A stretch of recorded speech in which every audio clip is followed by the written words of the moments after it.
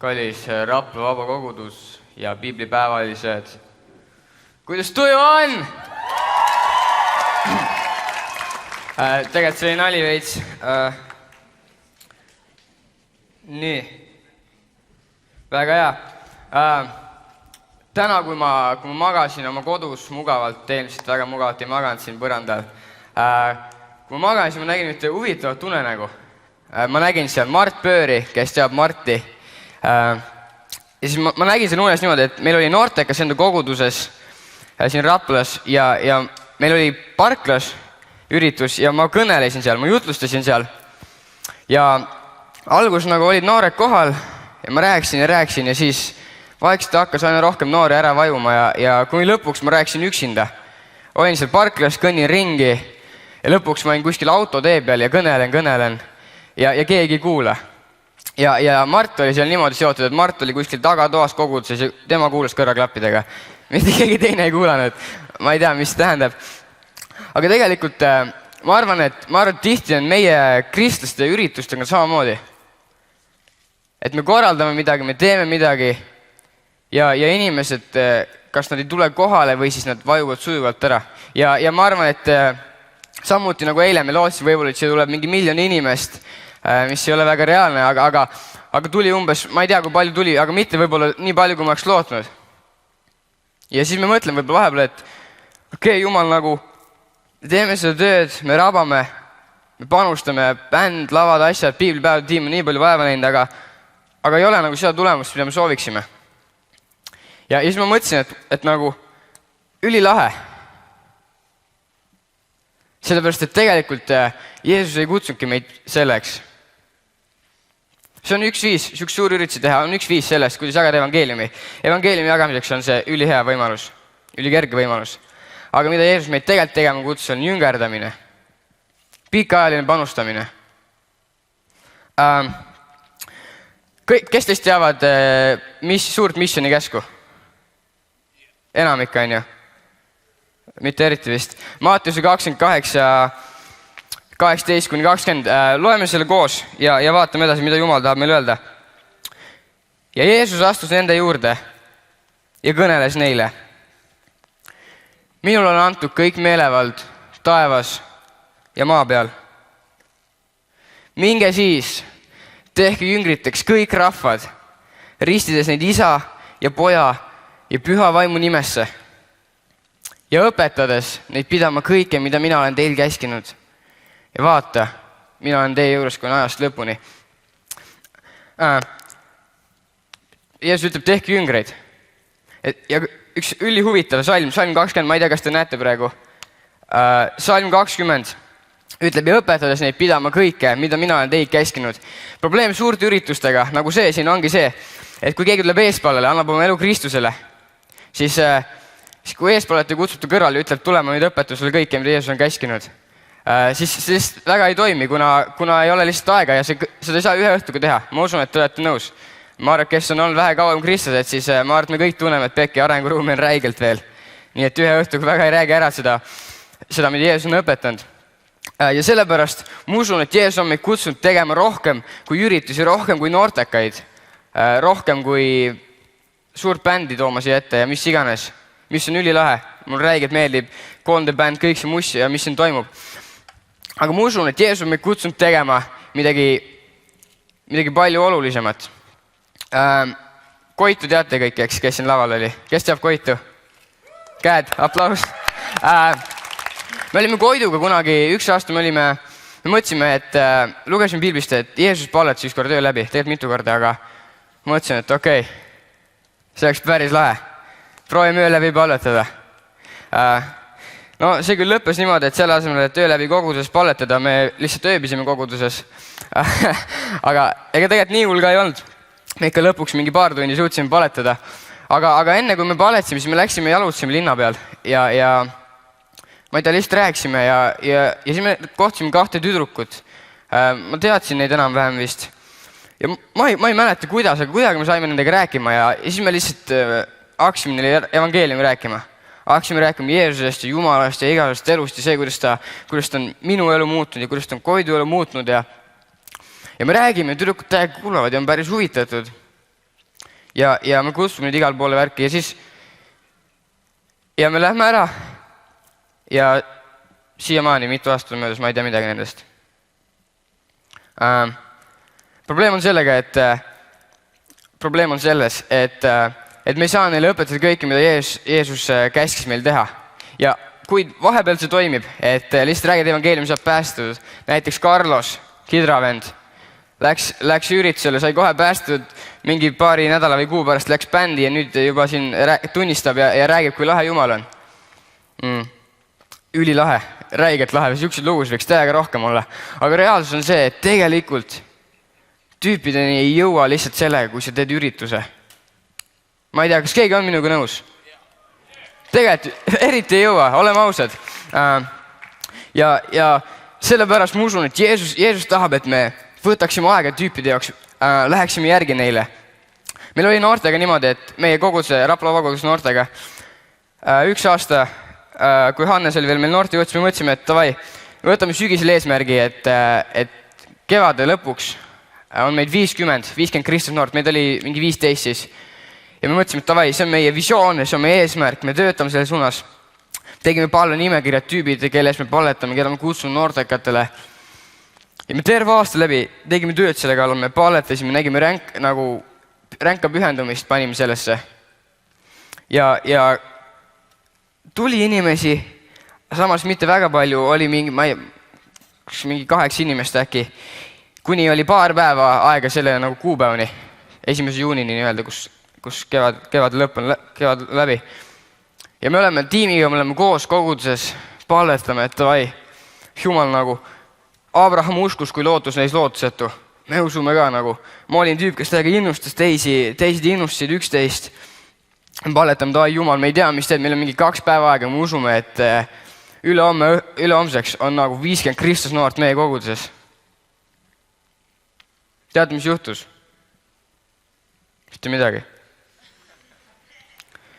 See võib tunduda naljaks, aga see oli meile väga ränk löök.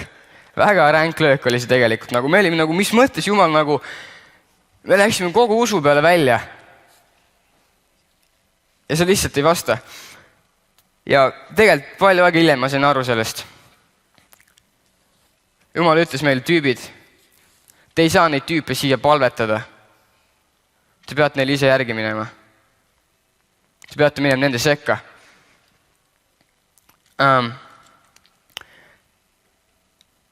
Näiteks, ja siis pärast seda me hakkasimegi, nüüd see aasta me võtsime uue kursi, me võtsime, et davai, me ei korralda enam mingisuguseid noortekaid, et oleks mitte Kristel oleks seal hea ja mugav olla, vaid me näitame seda, mis asi Kristus tegelikult on, milline tegelikult meie õhkkond on. Ja tegelikult see on see, mis muudab. Ja siis me hakkasimegi tüüpidesse panustama, me hakkasime minema välja, me hakkasime nendega rääkima seal, kus nad on, mitte kutsuma neid noortekale, et siis on hea lihtne ja siis keegi teine kõneleb ja siis on minu kaelast ära nüüd linnuki kirjas ja äkki saab taevast, äkki ei saa. Me hakkasime minema tüüpide järgi. Üks tüüp meie noorte seast, ta on ilmselt täna siin ka, Soisku oled siin. Soisku. See oli tüüp, kes lihtsalt hakkas vaikselt käima meie noortekatel. Ja hakkas vaikselt käima, me Rannoga suhtlesime, ja teise tüübiga ühesõnaga suhtlesime temaga. Olime sõbrad, käisime koos skatepargis, aegamisi chillisime, tuli noortekatele käis, kui lõpuks ühel hetkel otsustas, et ma tahan Kristust järgida ja sealt edasi siiamaani oleme jälle, käime koos kodugruppides, arvutame, ta teeb nalja meil kodugruppides kõige rohkem. Ja nagu siuke pikaajaline, aga tüüp tuli Kristuse juurde ja samas tal oli vend, kes tegi selle otsuse nagu varem, suht nagu kohe ja see vend langes nagu ära. Mul on üks sõber, kellega ma olen, ma ei tea, ma arvan, et 5, 6, 7 aastat äkki sõber on, me kohtusime muusikakoolis, solfeetšo tunnis, mis oli jube igav muideks. Kuigi nüüd ma väga kahetsen, et ma olasin popi sealt pidevalt, siis mul läheb vaja seda, enne mängisin trummi. Ja see tüüp on nagu siuke tüüp, ta on räigelt lahe tüüp, ta on hull gangster, ta on nagu, sõidame koos trikirulluistriga skeidis, ta on nagu mahe siuke, siuke homie, yo mees, what up, aga ta nagu never ei ava ennast. Nagu, kui mul tuleb mingi uus video välja, mille üle ma olen nagu, mine vekki, jess, ülilahe mees, mis sa arvad? Siis ta on mingi suht seal, jah. siis mul nagu, mida pekki mees? Nagu, ja see on niimoodi olnud ülikaua, aastaid on niimoodi olnud, ta pole mitte kunagi rääkinud oma tunnetest. Mitte kunagi. Ja ma olen seda tüübist nii palju paletanud. Ükskord me läksime koos koju paar aastat tagasi. Mõtlesin, davai, nüüd on hetk, ma ei saa enam. Ma olen temaga iga päev koos, ma pean talle rääkima Jeesusest. Ja ma lihtsalt hakkan rääkima, räägin talle tüüp, mida nagu Jeesus minu elus tegi ja kuidas Jeesus minu elu muutis ja mees nagu, see on nii hea, sa pead ka proovima. Ta oli põhimõtteliselt, okei. Nagu, ja ta on paar korda isegi noortekatel käinud, aga pärast seda, kui ta käis, ta nagu suht iga kord on nagu, kõigepealt kutsub mind välja mingi. Siis ma ütlen, mul on noorteks, aga tule ka. Tegelikult ma vist ikka suht pean kodus olema, et emaga siin teeme mingi asju ja ikka väga ei jõua. Umbes siuke vend. Ja ma olen tüübist palletanud ja ma olen vahepeal nagu, tunnen nagu pekki. Lootus nagu kaob. Kuni ühel päeval, mingi nädal 2 tagasi, tüüp tuleb minu juurde, jou Sander, kuule, tahan sinuga rääkida. Kuule, mul on mingi viimased paar aastat on sellepärast elus raske aeg on olnud, et mu mõlemad vanemad surid ära, kes mul on lähedased ja mu isa jättis meie pere maha ja tüüp tuleb mulle siukest juttu rääkima nagu. Ja ma olen nagu, what nagu? Ma üritasin talle rääkida evangeeliumi, asju nagu teha, kohe tule noortekal, tule seda. Ei toiminud. Aga läbi aastate, kui ma olen nagu tüübile näidanud Kristuse olemust, seda armastust olnud temaga, tüüp on ennast lõpuks avama hakanud. Ülilahe minu arust. Ja nagu, kui sa panustad inimestesse pikaajaliselt, siis see luu on nii võimas. Üks asi, mis on hästi oluline, kui me tahame teisi jüngerdada, panustada teistesse pikaajaliselt, me peame olema valmis endast ära andma asju. Nagu Jeesus ütles Luuka 14.33, nõnda siis igaüks teie seast, kes ei jäta maha kõike, mis tal endal on, ei saa olla minu jünger. Jeesus ütles, et kui sa tahad olla minu jünger, siis sa pead olema valmis kõigest loobuma. Ma usun, et Jeesus mõtles ka seda, Jeesus mõtles ka seda, et kui ta ütles, et armastame ligimest nagu iseennast, siis Jeesus ütleb seda meile, ma arvan, et tüüp, sa pead olema valmis loobuma oma asjadest, kui sa tahad kellegini jõuda, kui sa tahad jüngerdada. Võib-olla praegu, kui me teeme siukest üritust, siis me loobume oma ajast siukest asjadest, panustame. Aga kui sa tahad kedagi üks-ühele jüngerdada, siis on tihti siuksed asjad, millest sa ei taha eriti loobuda. Sest siukse suuri üritusi korraldamine on suht põnev ja noortekate korraldamine, eks. Üks tüüp, keda ma jüngerdan viimased äkki pool aastat. Ta on suht siuke tüüp, keda koolis suht noritakse ja ta on väga raskest perest ja long story.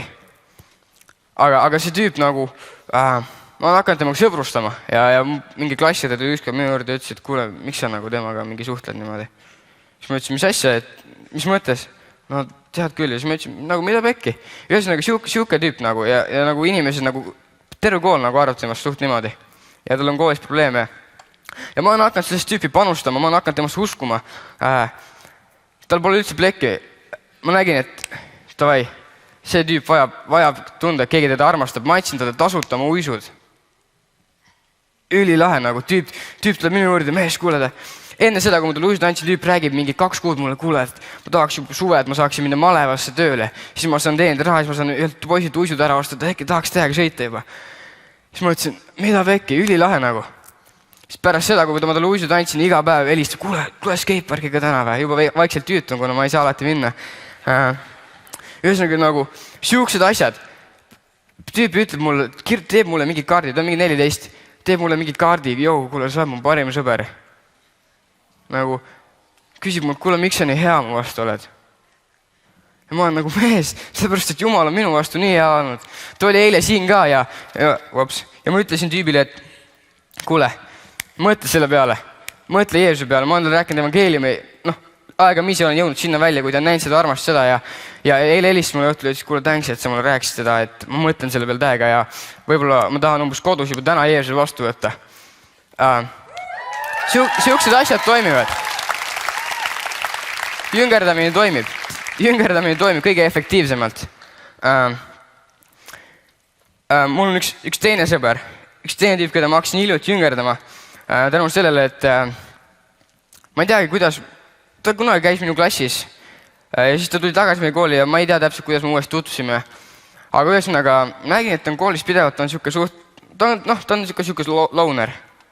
Ta ei ole nii väga nagu heidik, aga ta on pigem siuke loner.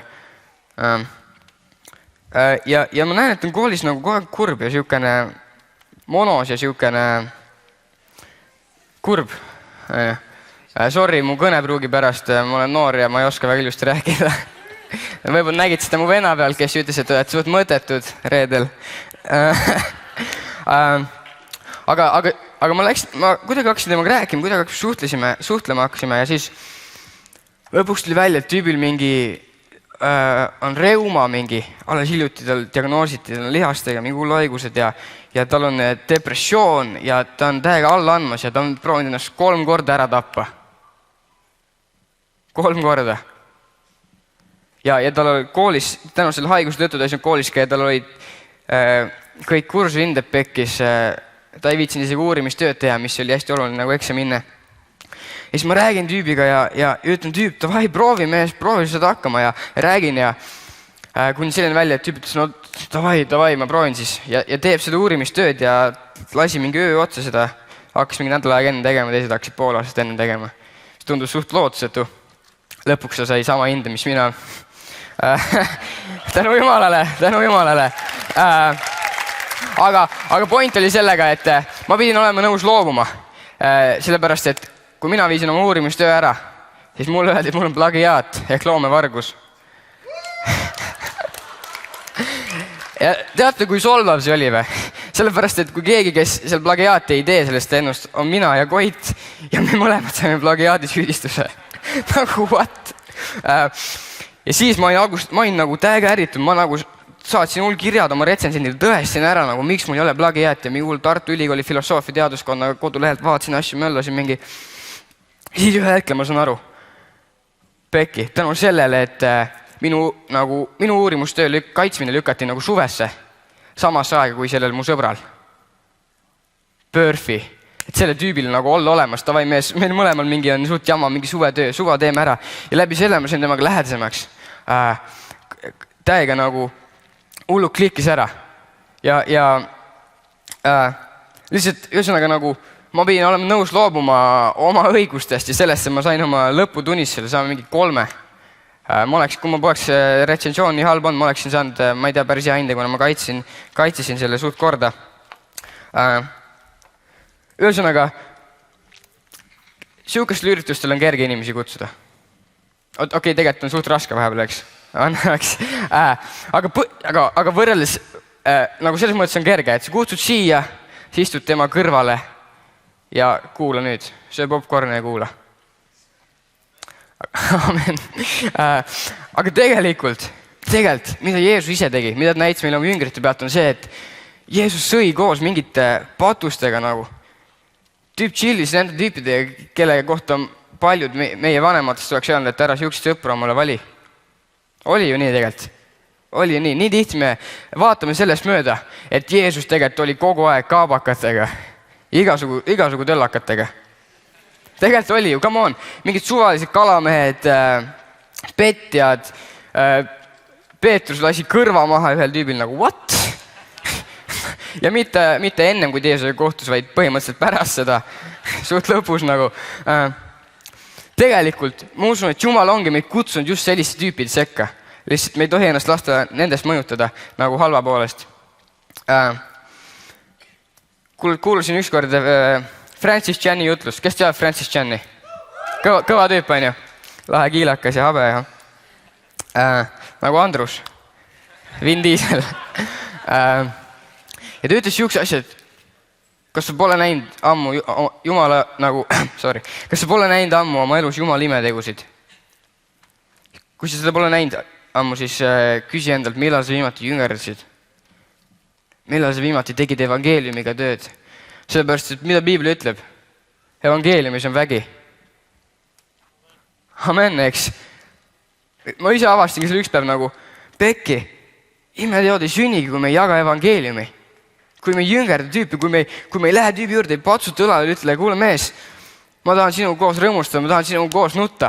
Ja mitte sellepärast, et sind kogudusse meelitada, vaid sellepärast, et sa oled Jumala meistriteos, sa oled huvitav, sa oled ilus. Jumal tegi su, Jumal hoolib sinust.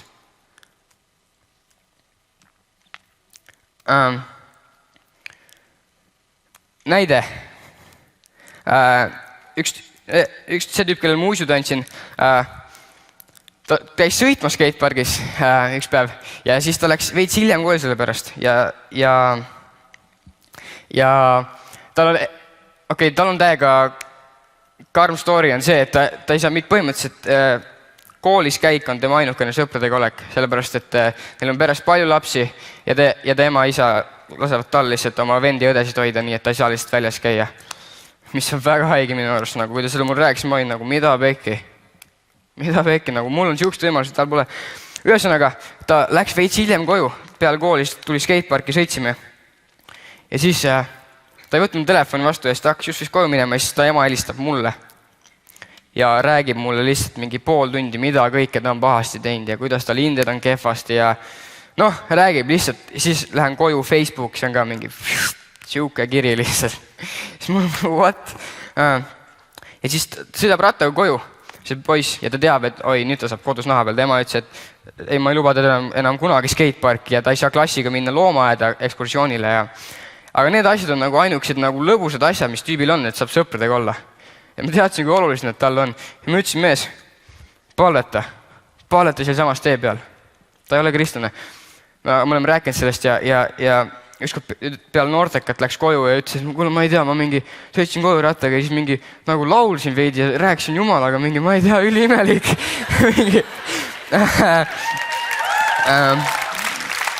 Ja siis ma ütlesin palveta ja ma ütlesin, ma ka palvetan. Ja me palvetasime ja ta helistab mulle mingi paari tunni pärast, ta ütleb, mida pekki, nagu ma läksin koju, ema isa olid täiesti tavalised, ema ütles, et kuule, ära enam nii tee.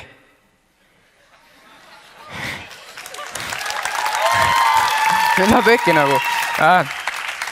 Paar päeva tagasi käis seal loomaaias, skeidis käib. Ühesõnaga, kui me jagame evangeeliumit, kui me teeme tööd evangeeliumiga, siis imelised asjad sünnivad. Kui me magame oma kodus ja magame oma kogudes, siis pole ime, miks me ei näe suuri asju sündimas.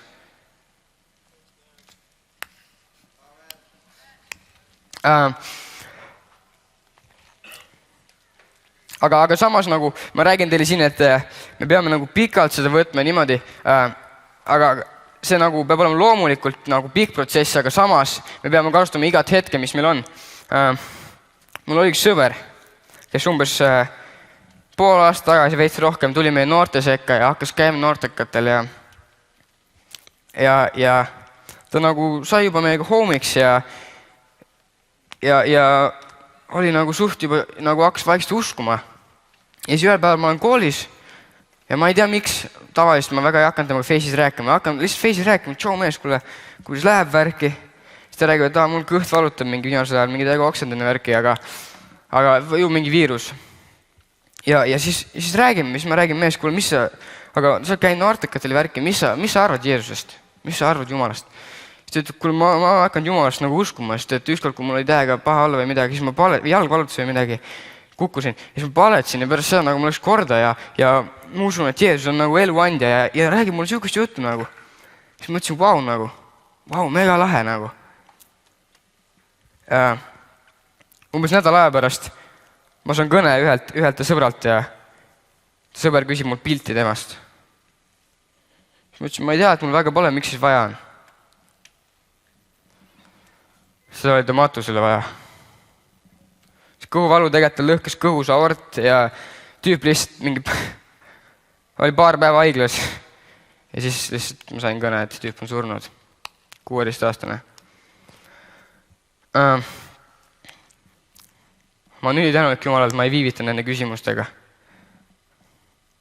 Ja sellepärast on jüngerdamise juures hästi oluline see, et see hetk, mis praegu on, see on kõige parim hetk. See on kõige parem hetk, sest et friik päeva pärast homset, päeva pärast tänast ei pruugi tulla. Tegelikult mul on üks crazy näide ka. See oli ülilahe nagu selle tüübile, ma jõudsin napilt nagu temasse panustada ja tema käest küsida ja evangeeliumi jagada ja ma olen kindel, et on taevas praegu.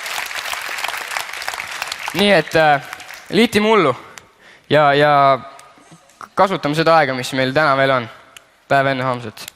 Aitäh!